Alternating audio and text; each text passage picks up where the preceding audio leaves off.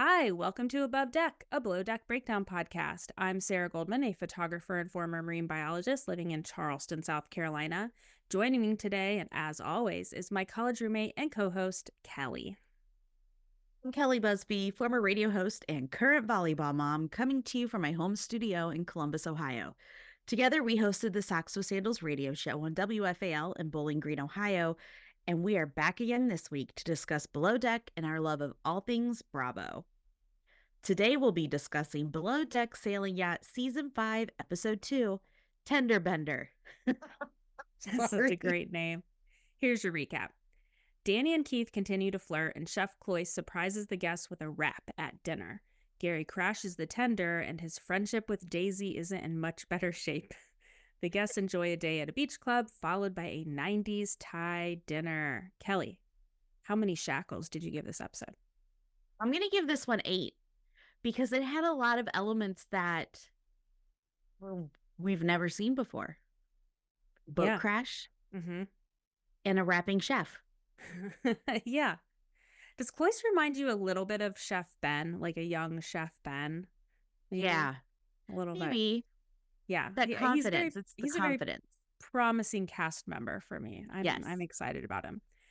When the episode begins, Cloyce is quickly making steak and lobster because there weren't enough. They didn't count correctly. Finally, everybody has food, and Cloyce comes out. He presents the meal, and Glenn is very cool about the mistake, and he tells Cloyce, don't be too hard on yourself. And he's impressed with this young kid. And then Glenn kind of reflects back to his early 20s and all his partying and the styling of his massive curly hair. That was impressive.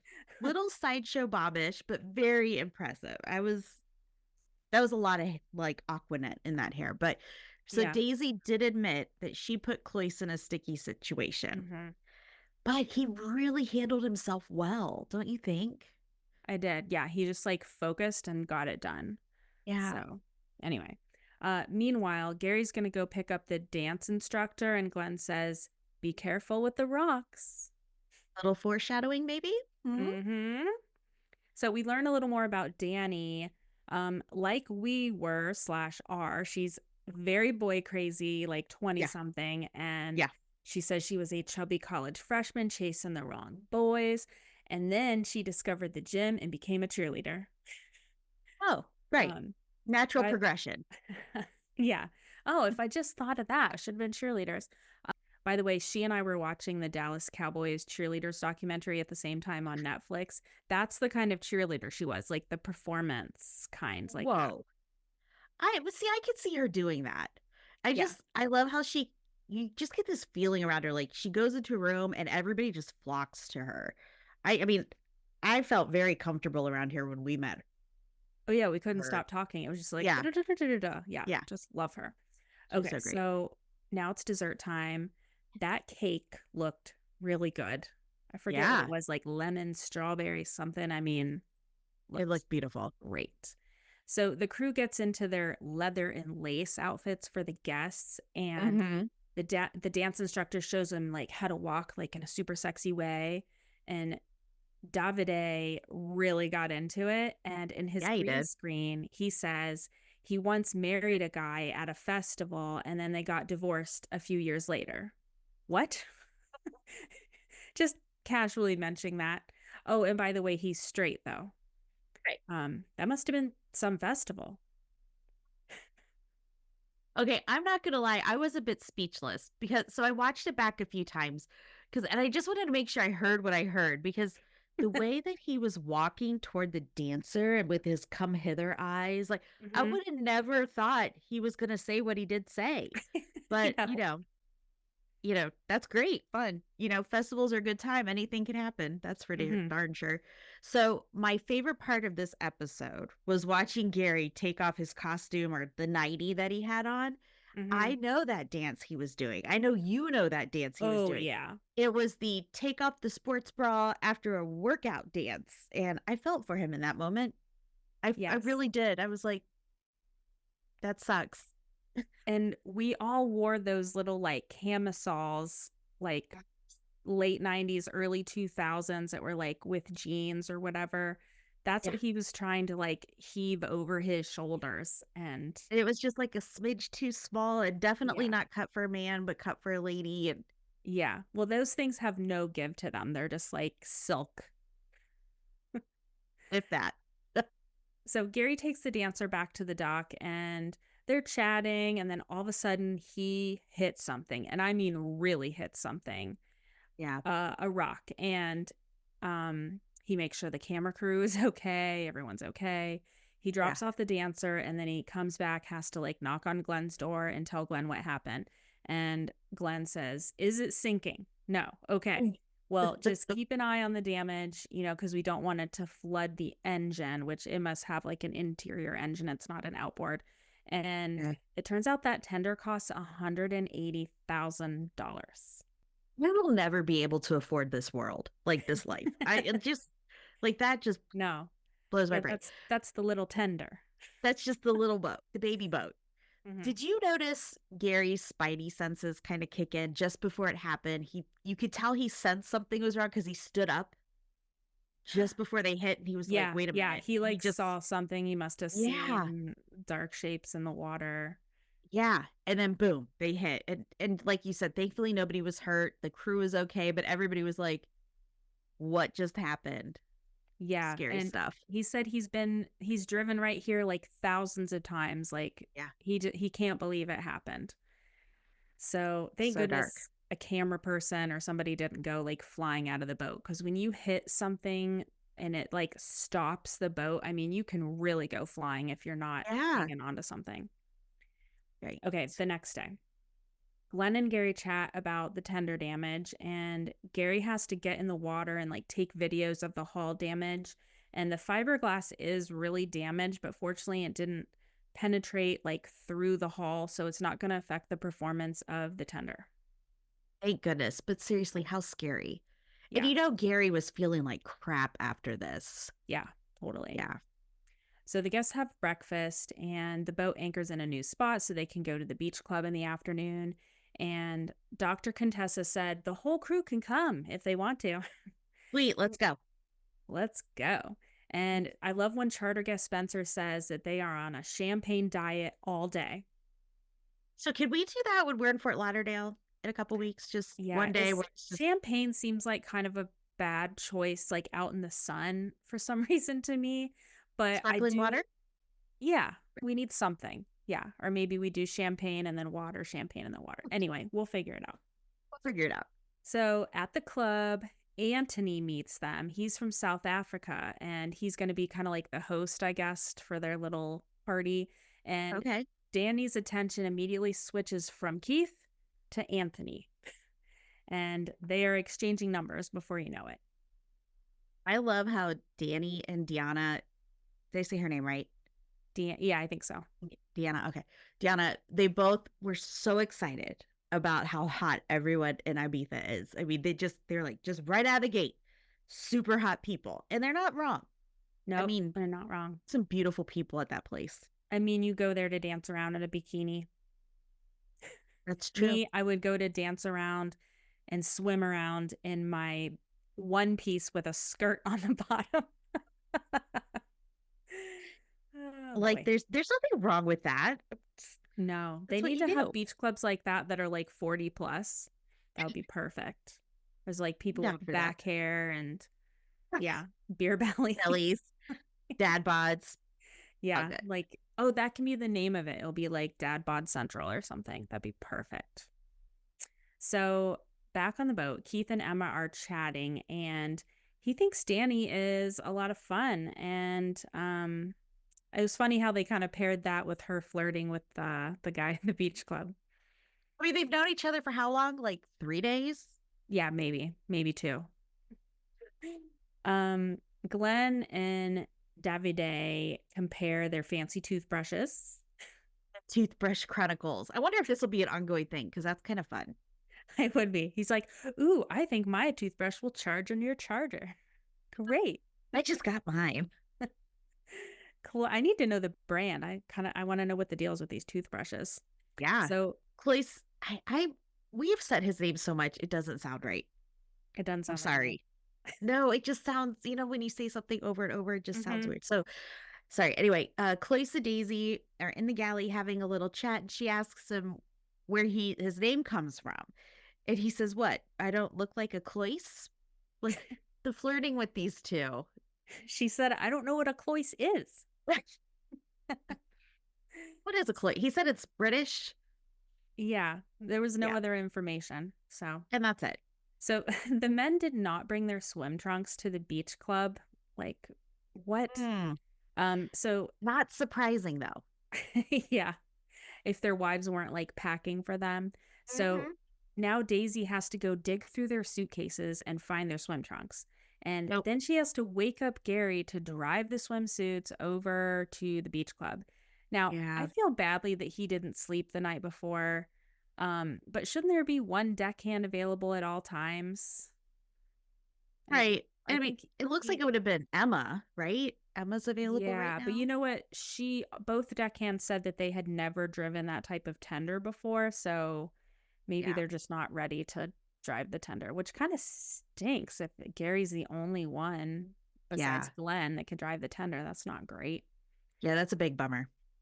So the guests are doing shots. They're really partying it up. So, is this what Fort Lauderdale is going to look like for us in a Yeah, couple weeks?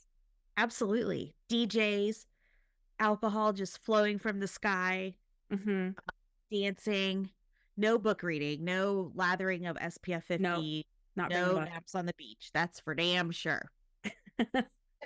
So the stews are ready to go. Daisy wants to swap the girls out for a deckhand. I mean, they're sitting there not drinking like all day. And she asks Gary to go pick them up. And it's only been 1 hour since he just did the swim trunk delivery. And he Oh says, dear. no, they can wait. They can wait till they pick the guests up. And Daisy not happy. And she really needs the girls back to do turn downs.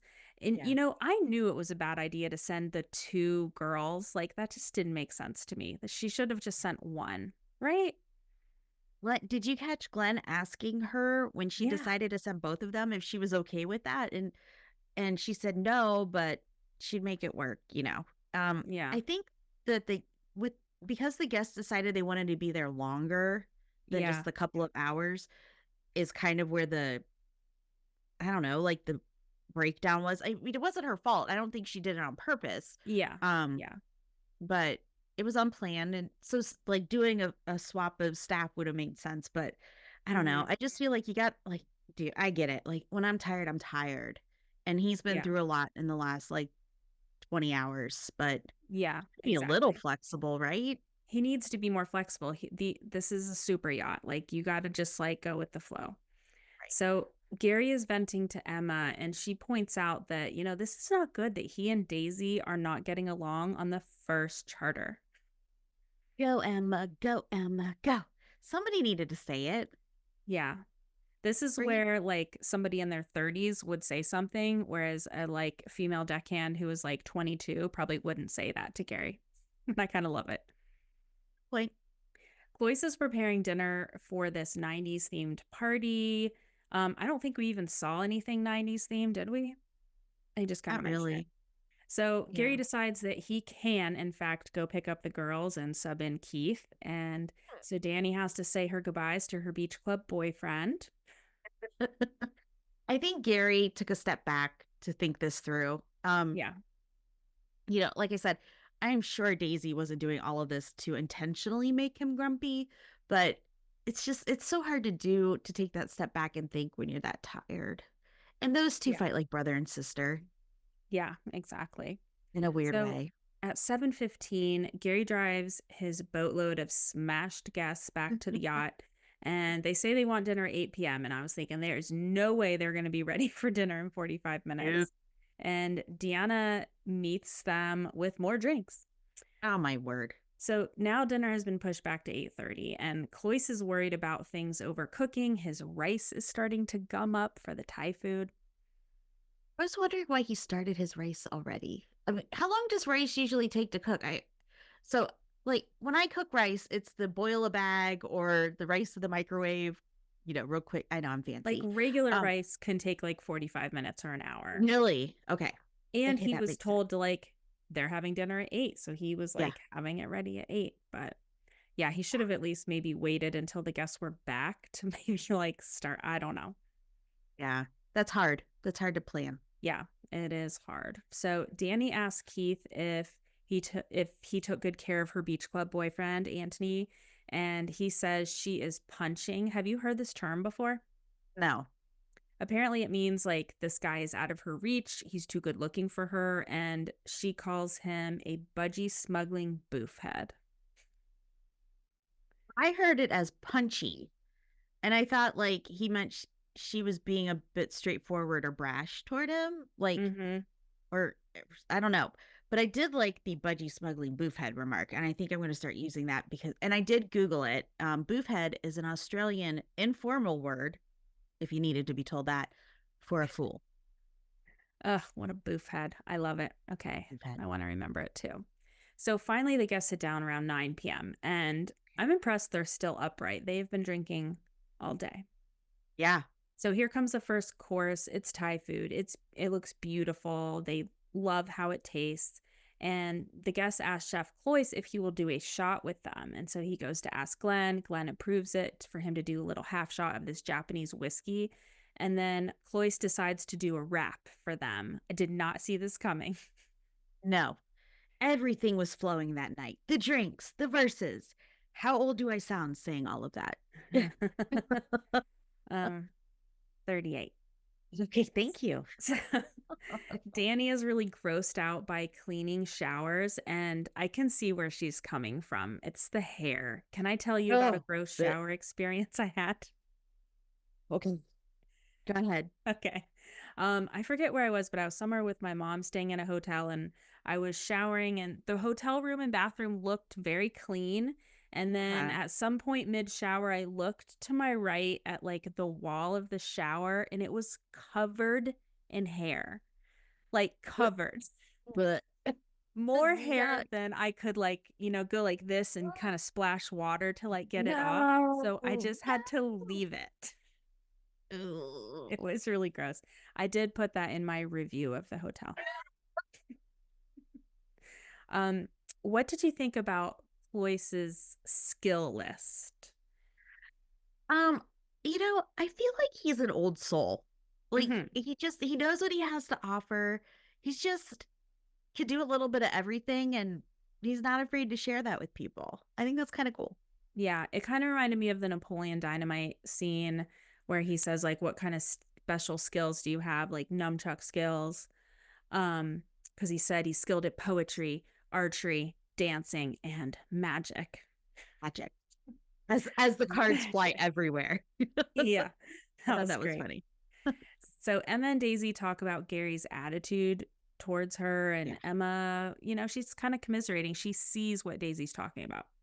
I think it's great that someone else does see what Daisy's world is like and what she's, having to do. So for sure. It'll be interesting to see how the season goes with that extra viewpoint. Yeah. The next day, the guests have breakfast. The boat goes back to the dock. Can I have some of that caramelized banana French toast, please? That looked delicious, if I do say so. You know what, though? I need to make Chef Dave's French toast. I haven't made that since we were in Charleston last. I haven't either. It was really good. Yeah, it was. The guests depart. They had a great time. They were nice, easy guests. Really good for the first charter. And so the crew gets to turning the boat around. It's time for the tip meeting.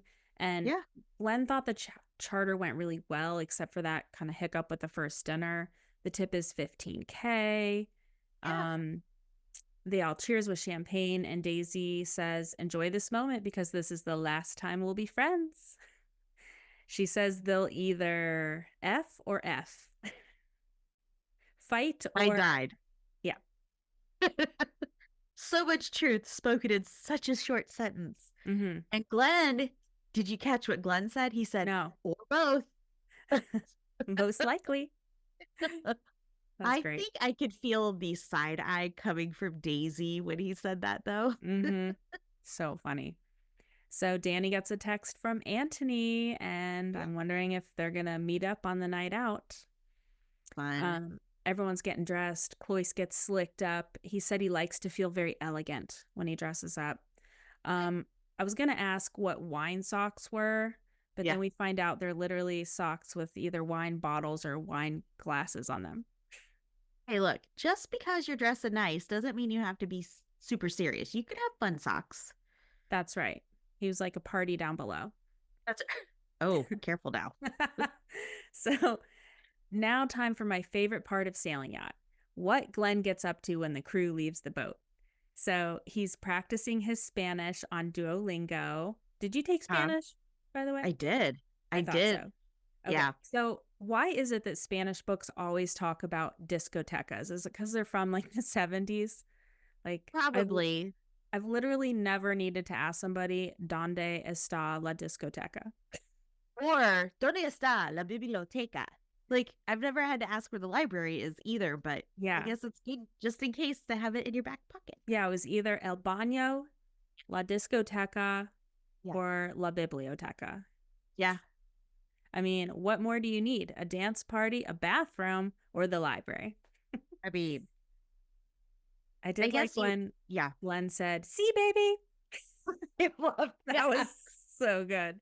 We're going to have to pull that clip out. See, baby. Oh, he's so funny.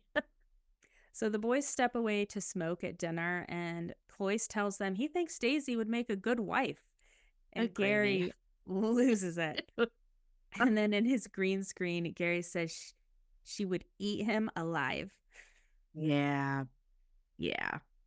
He's not wrong. He might like that, though. Yeah, he might. Gary and Daisy step away for a little chat. So I wrote down when I was taking notes, Mom and Dad step away for a smoke. Yeah. Mommy and Daddy are talking. We're talking.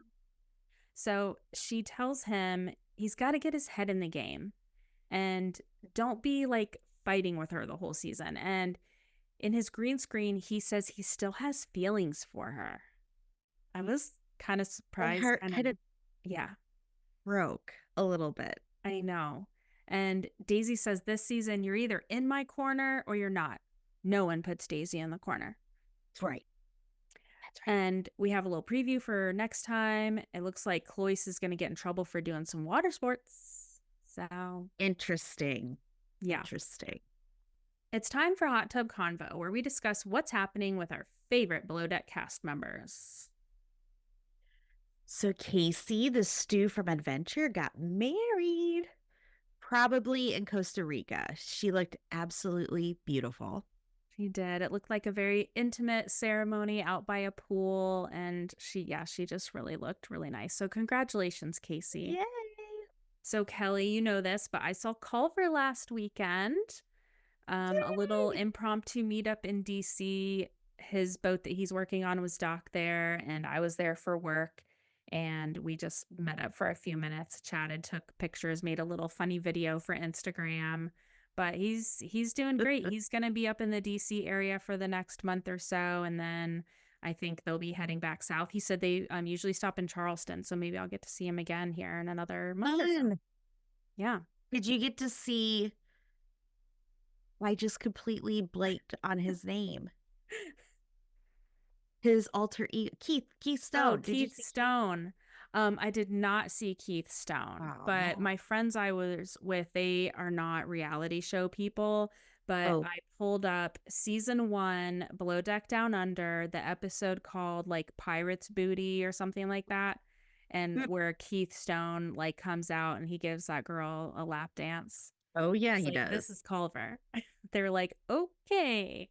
You also have a birthday message from him. And I do. Keith Stone. I do. I have one from Culver and Keith Stone. Yeah, that was pretty cool. That was fun. Thanks to you. US Weekly hosted the Reality Stars of the Year party last week. Daisy, Fraser, and Captain Dreamboat were all there. They posted photos with Lindsay Hubbard, Kyle Cook, and Heidi and Spencer from the Hills. I loved their photos. They were having so much fun. It looked so fun. Like that one of Captain Dreamboat with Lindsay's baby belly. That was really funny. And I mean, Heidi and Spencer from the Hills. I was thinking, does Captain Jason, he doesn't know who those people are. There's no way. I love it. I love the hills, below deck crossover, like very Yeah. exciting. So Man, fun. when are we gonna get an invite to a party like that? That's the kind of party I want to go to. Come on, guys. We got to figure this out. Yeah. So Ben Willoughby was saying he was fired from the yacht he was working on after 2 weeks when the Oh, captain found out that he was on Below Deck. So Michelle from the Below Deck Rocks Facebook group wanted us to discuss this. huh. Um, this is something Ben says a lot, like that you just can't get a job because of Below Deck. We know lots of people who were on the show and continue to work in the yachting industry. Like I just mentioned, Oliver. Culver, gainfully employed. And I'm like, how would he not know that he was on Below Deck when he hired him too? So I think, Well, I mean, because you would check their CV and that would be all over his CV.